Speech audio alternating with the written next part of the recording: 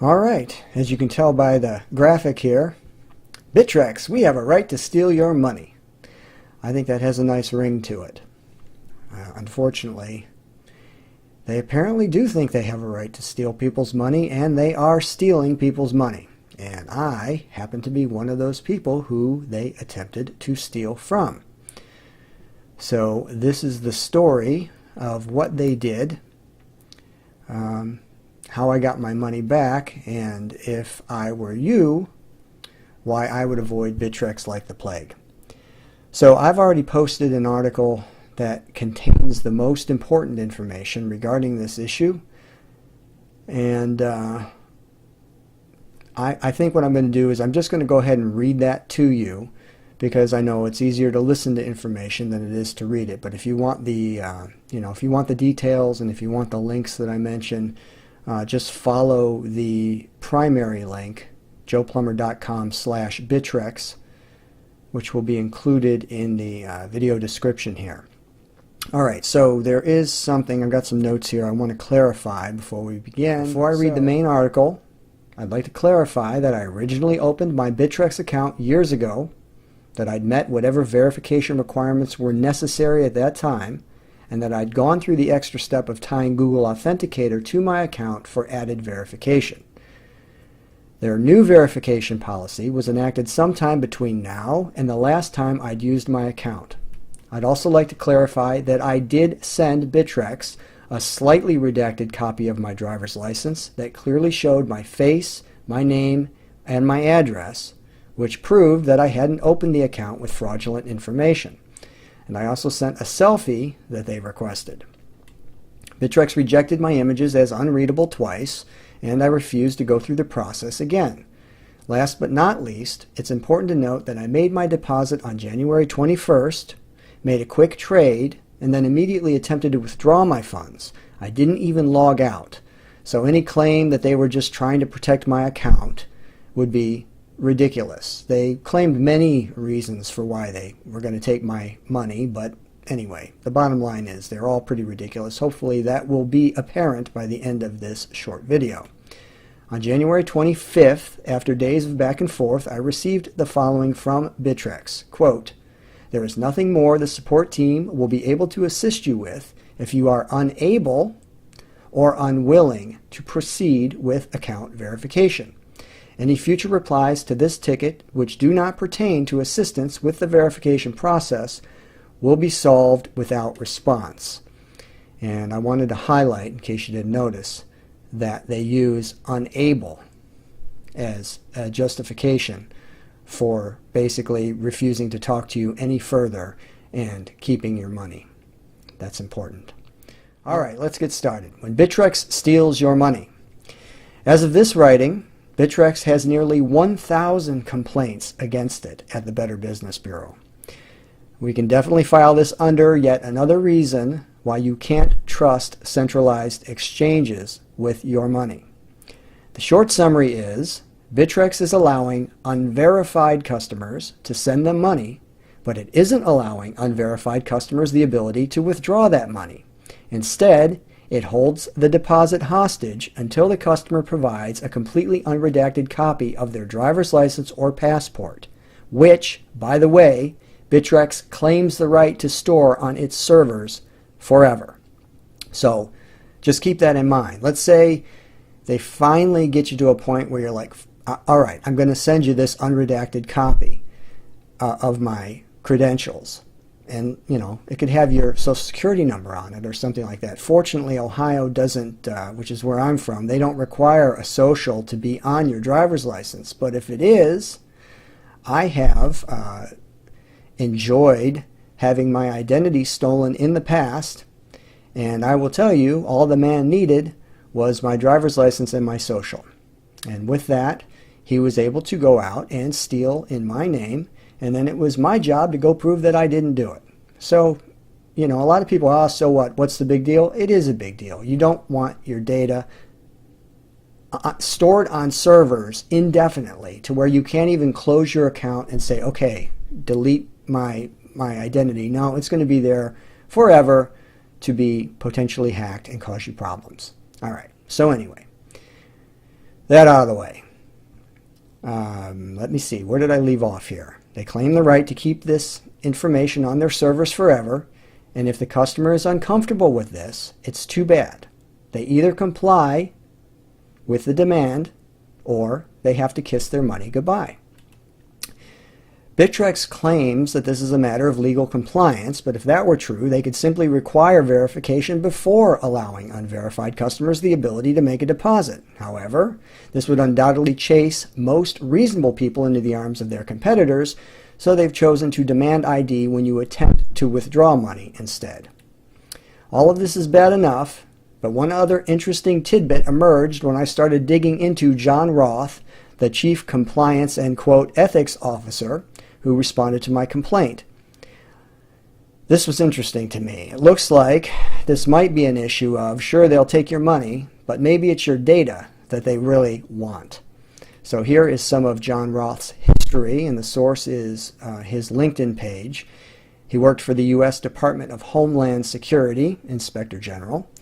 He had multiple roles at the Department of Justice, including Special Counsel for International Money Laundering Policy. He was Senior Counsel and Team Leader for the 9/11 Commission, and also worked U.S. Attorney's Office in Miami, Chief of the Narcotics Section.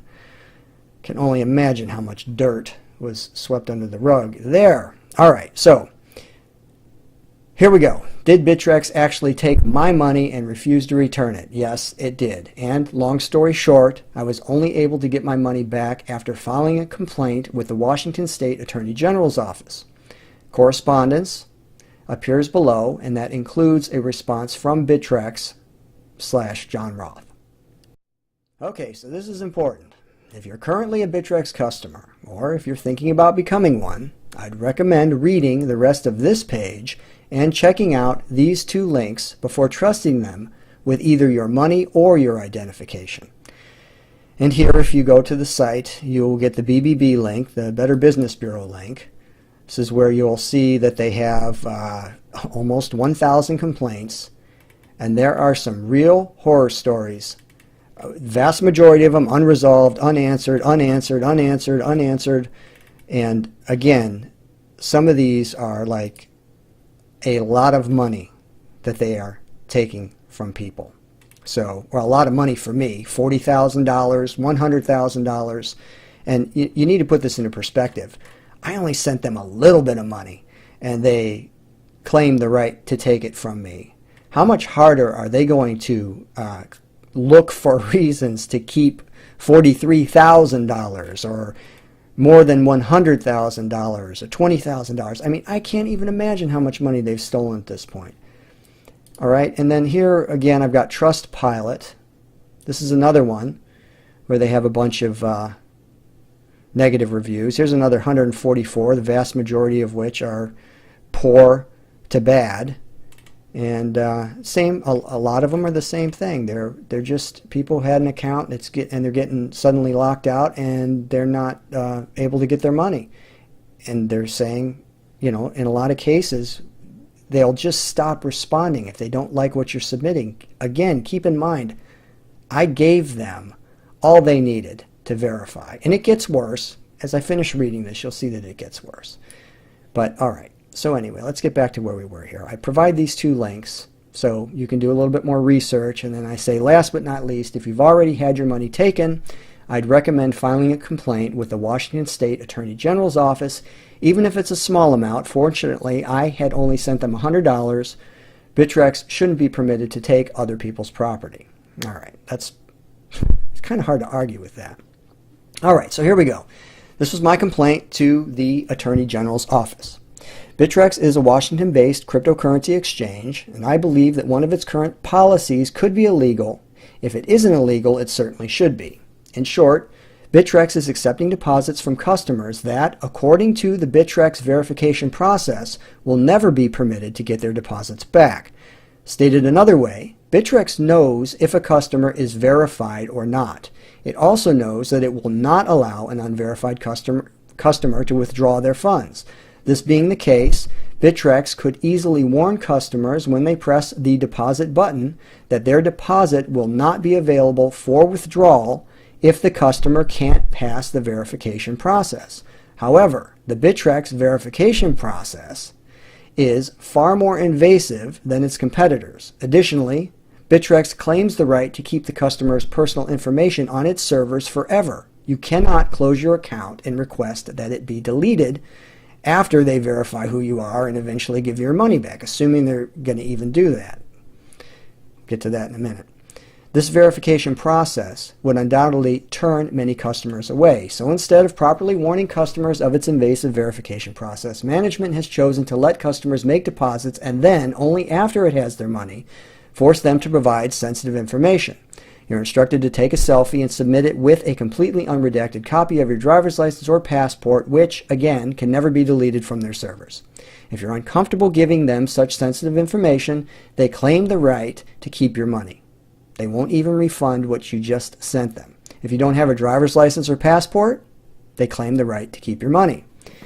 Not only are they trapping new customers this way, they're also doing it to customers who've already undergone a previous verification process. In other words, you were verified, you sent them your money, now you're not verified. Last but not least, they are also rejecting perfectly legible ID.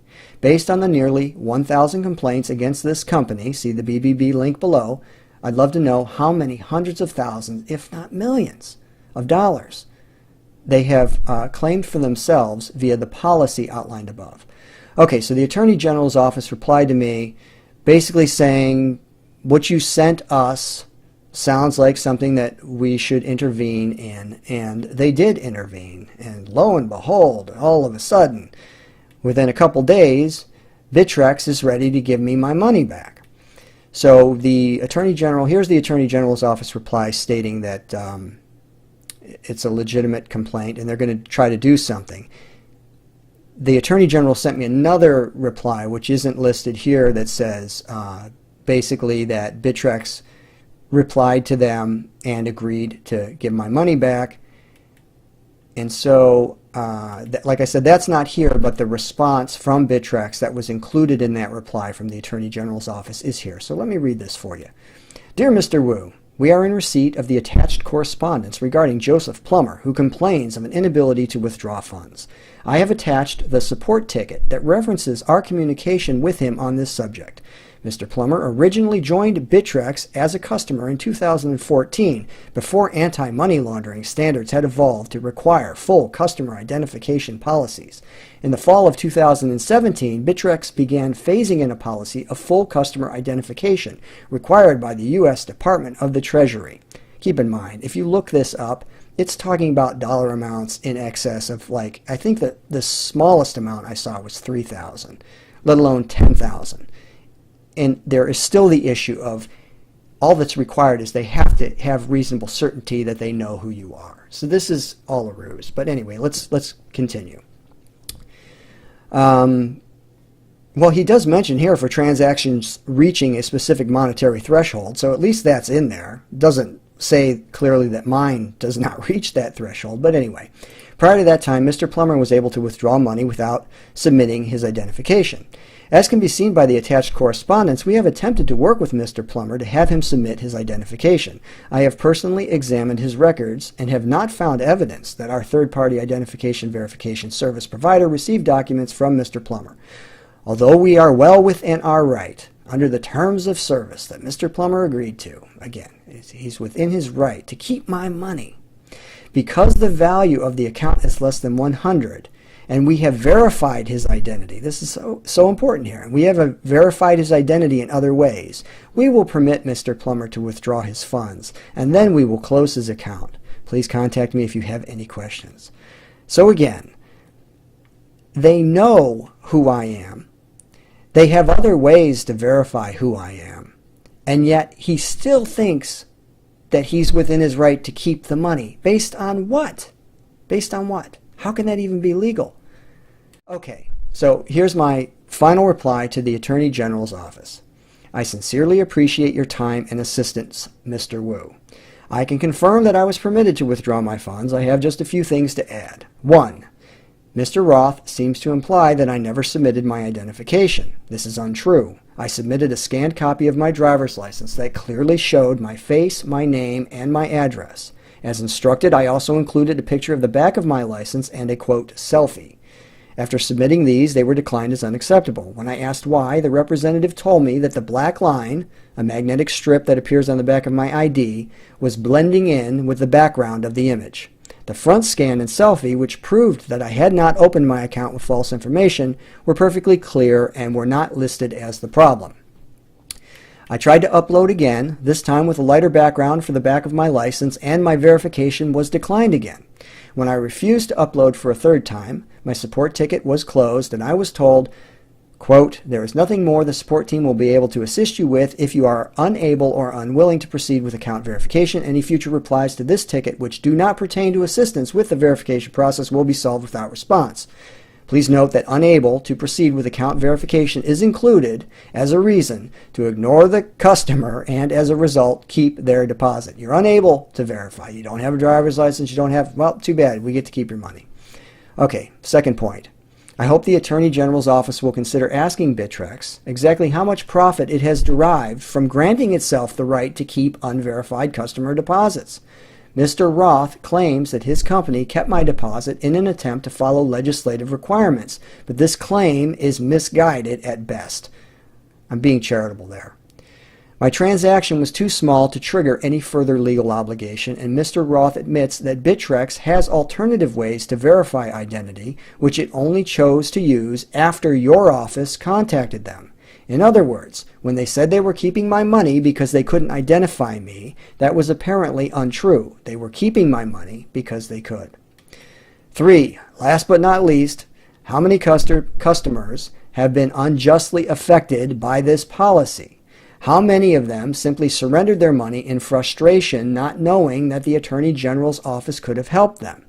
If Bittrex can refuse withdrawals without verification, it can just as easily refuse deposits without verification. That solves this problem. Unfortunately, the company has an incentive to keep things exactly the way they are, which will inevitably lead to the continued abuse of its customers. Sincerely, Joseph Plummer. All right, and one thing I didn't mention is in that final reply I got from the Attorney General's office, they do mention well, they say, thank you for providing this information, because as these types of complaints accrue, it makes it easier for them to determine whether or not they're going to go after the company. So, I hope this is helpful to somebody. I hope it either prevents you from having to go through this frustration, and or if you have had your money already stolen, I hope that, you know, the idea of contacting the Attorney General's office and going that route is useful and it works for you. It's a shame that we have to do stuff like this, but we do. And once again, there is no arguing the need for decentralized exchanges. There's so many ways and so many arguments against trusting either your money or your ID, for that matter, in the hands of people like this. That's it.